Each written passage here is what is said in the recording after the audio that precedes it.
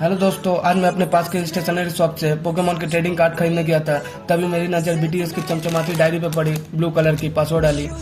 तो इस पोकेमॉन के ट्रेडिंग कार्ड को हम नेक्स्ट वीडियो में देखेंगे, इसमें कौन कौन से पोकेमॉन हैं। पहले हम बीटीएस की डायरी देख लेते हैं। जैसा कि आप देख सकते हैं, चलिए हम इसे अनपैक करते हैं। शॉप वाले अंकल जी ने मुझसे 115 रुपये ले लिए इस छोटी सी डायरी के लिए। जैसा कि आप पीछे देख सकते हैं, इसका पासवर्ड दिया गया 2367। चलिए हम इसे ओपन करते हैं। 2367, तो इसे प्रेस करके ये खुल सकता है। खुलते खुलते हमें हैव ए गुड डे देखने के लिए मिल जाता है। मैं तो इसमें अपनी सीक्रेट बातें लिखूंगा, आप क्या लिखेंगे कमेंट में ज़रूर बताएं।